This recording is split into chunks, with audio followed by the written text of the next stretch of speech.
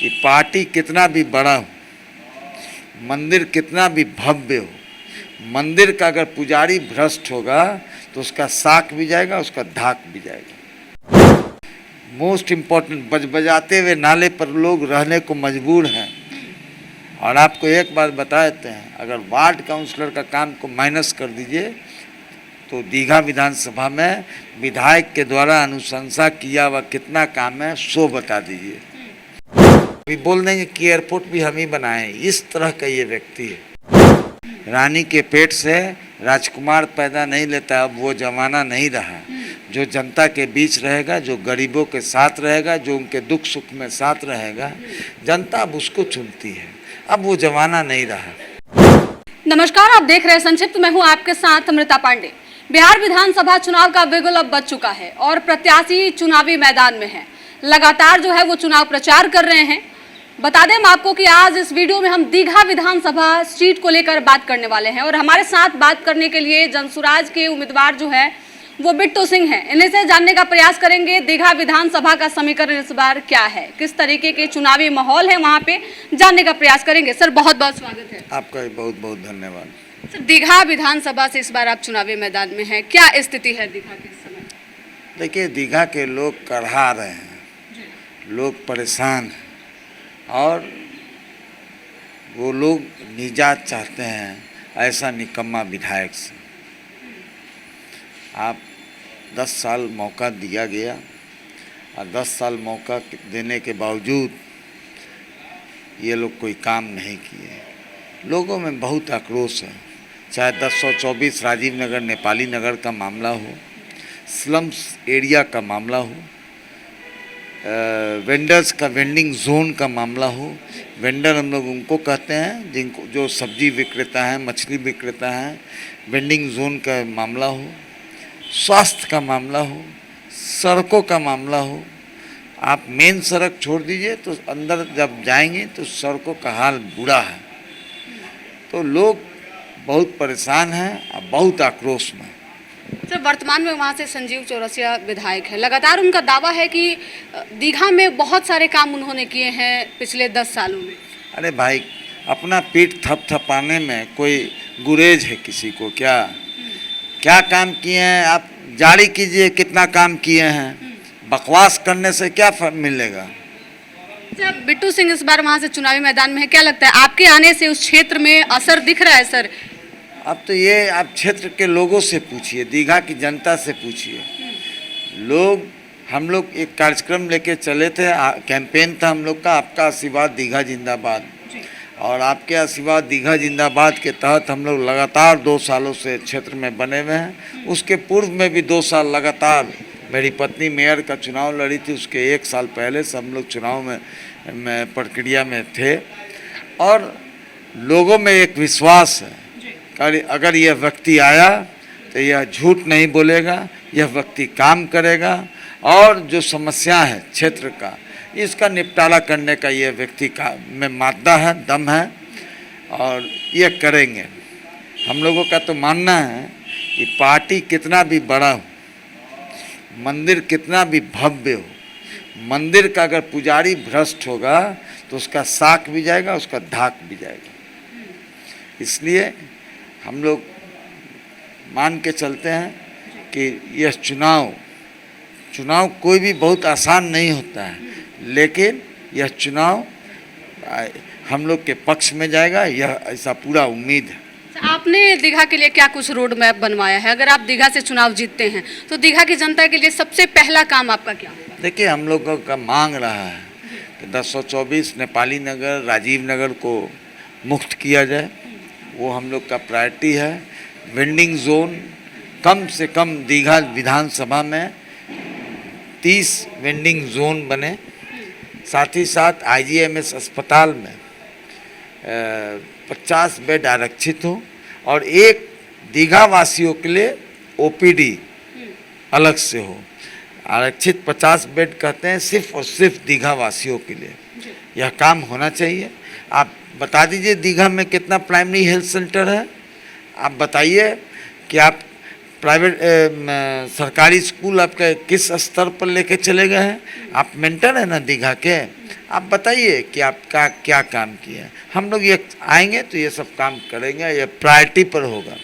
Sir 2 बार के विधायक slums का रिनोवेशन जी मोस्ट इम्पोर्टेंट। बजाते हुए नाले पर लोग रहने को मजबूर हैं।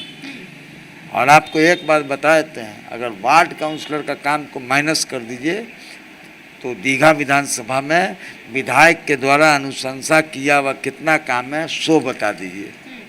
कितना बोगस बात बोलता है लोग कि अटल पथ हम बना दिए और जेपी पथ हम बना दिए। इतना बोगस व्यक्ति, इतना हेडलेस, इतना विजनलेस व्यक्ति हम देखे ही नहीं। 243 विधायक में इतना विजनलेस आपको विधायक नहीं मिलेगा। ये अटल पथ और जेपी पथ सिर्फ और सिर्फ माननीय मुख्यमंत्री जी का ब्रेन चाइल्ड है और किसी व्यक्ति का नहीं है, ये हम बता सकते हैं। सर दीघा में 2 बार के विधायक रहे हैं संजीव चौरसिया, उनसे आपका इस बार टक्कर है, कितना चैलेंज है आपके लिए? कोई चैलेंज नहीं है, आपको बता रहे हैं। आपको लोग वोट देता है माननीय विधायक कहलाने के लिए ही नहीं, सिर्फ और सिर्फ काम के। एक वोट क्या है, एक विश्वास है। विश्वास जब लोग देता है आपको तो वो विश्वास भी चाहता है कि आप मेरे लिए कुछ काम करेंगे। चूँकि ये काम करने में इंटरेस्टेड नहीं है, ये सबसे ज़्यादा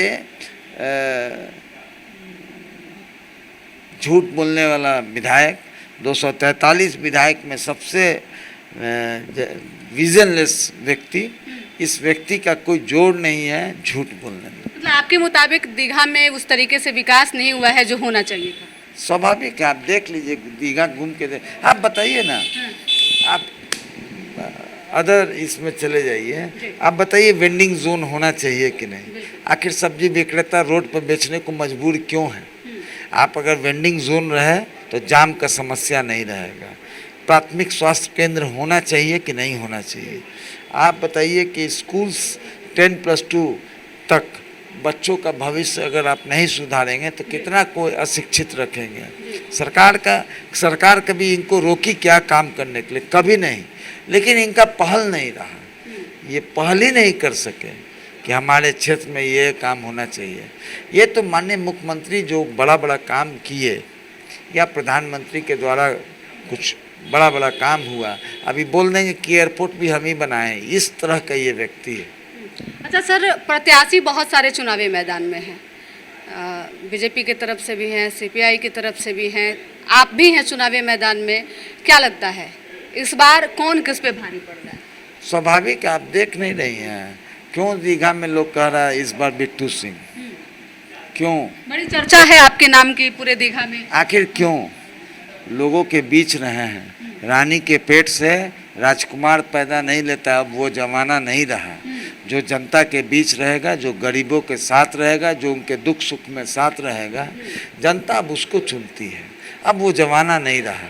सर 2 पार्टियां जो कि काफ़ी पुरानी हैं और बड़ी पार्टी हैं, आपकी पार्टी अभी पूरे लगभग 1 साल कुछ महीने की हो रही है, क्या लगता है जनता में उतना विश्वास आपने बनाया है कि लोग आपको वोट करें?